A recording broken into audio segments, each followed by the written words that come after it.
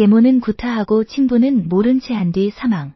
2023년 2월 7일 11세 이군은 심정지된 상태에서 병원으로 이송되었으며 병원에서 사망 판정을 받는다. 이군은 친부와 임신한 계모와 계모의 3세 4세 딸 2명과 함께 살고 있었는데 친부는 5년 전 외도와 폭력으로 친모가 이혼을 요구하면서 친부는 양육권을 갖는 대신 친모가 수시로 만날 수 있다는 조건으로 이혼을 하였다. 이후 친부는 교회의 집사였던 42세 여성과 재혼하였으며 친모가 이군을 만나는 것을 반대하면서 가끔 영상을 보내주기로 하였다. 그런데 친모가 이군을 자꾸 만나려고 하자 친부는 이군을 필리핀으로 보내게 된다. 이군은 8개월 뒤 한국으로 들어왔으며 말을 안 들으면 다시 필리핀으로 보낸다고 협박하였다고 한다. 한국으로 돌아와 초등학교를 다닐 때 친모는 학교를 찾아가 이군을 보았는데 오래되고 작은 운동화를 구겨 신고 있었으며 너무 말라서 뼈만 보일 정도였고 멍자국이 많았었다고 한다. 이를 친부에게 얘기하자 친부는 대노하며 접근하지 말라고 하였으며 다시 접근하면 법적 대응을 할 거라고 협박하였고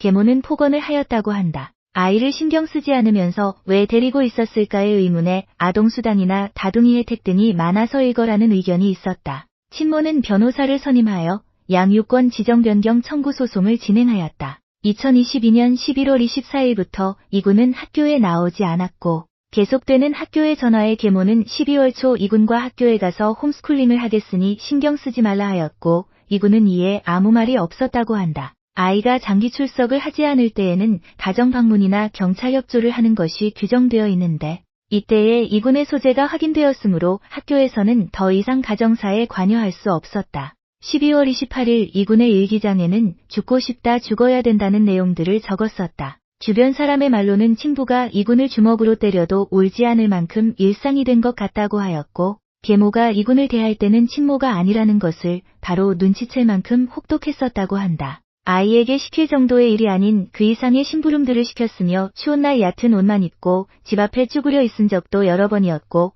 얼굴에 상처 자국이 자주 보였다고 하였다. 사건 전날 2023년 2월 6일 이군은 편의점에서 2+1 음료를 사서 2개를 급히 마시고 1개를 식탁에 놔둔 채 나갔는데 이는 나머지 1개를 집에 가져갔어도 먹지 못할 것을 알기에 그냥 놓고 갔을 거라고 추측되었다. 2월 7일 오후 1시 44분 119에 신고로 출동하였을 때는 이미 심정지 상태였다. 이때에 온몸에 상처 자국이 있었는데 이는 스스로 자해한 것이라 하였다. 그러나 스스로의 손이 닿지 않는 곳까지 상처가 있어 이를 경찰에 알렸다. 이에 부부는 훈육하는 과정에서 생긴 상처였다고 하였다. 부부의 핸드폰을 압수해서 내용을 보았더니 모두 삭제되어 있었다. 포렌식을 하여 조사해 보았는데 집안의 CCTV가 여러 개 실시간으로 핸드폰과 연결되어 있었으며 2022년 11월 26일의 내용은 계모가 친부에게 문자로 이군이 주방 카메라를 껐는데 이군이랑 같이 못 살겠다 죽이고 싶다 안매장하라는 등의 내용이 있었으며 친부는 일단 묶어놓고 기다리라고 하는 내용이었다. 국과수의 부검 결과 다발성 장기 손상이 확인되면서 죄명이 아동학대치사에서 아동학대 살인으로 변경되었다. 증거가 확보된 내용 중에는 이군은 집안의 돈을 훔친 뒤 편의점에서 먹을 것을 사 먹은 적이 있었는데 이때 계모는 드럼스틱으로 10차례 구타하였고 1개월 뒤 유산하게 되었는데 그 이유도 이군 때문이라고 하면서 의자에 묶어서 연필로 허벅지를 찌르는 등 22차례 구타하였고 유산 후 폭행은 더욱 심해져갔다.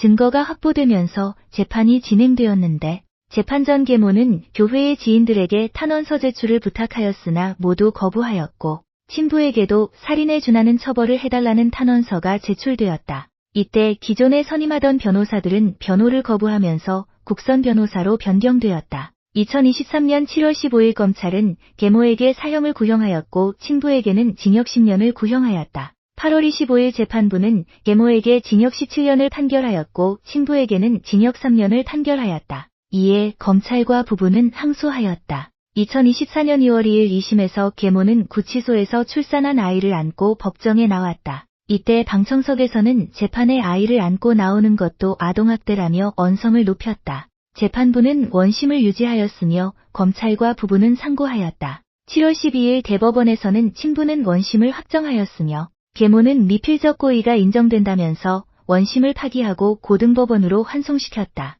2025년 1월 7일 환송심 고등법원에서는 계모에게 징역 30년을 판결하였다. 친모는 이혼할 때 양육권을 가지고 왔었어야 했는데 안타까운 사연입니다. 강도감옥 편의점 강도살인 인천.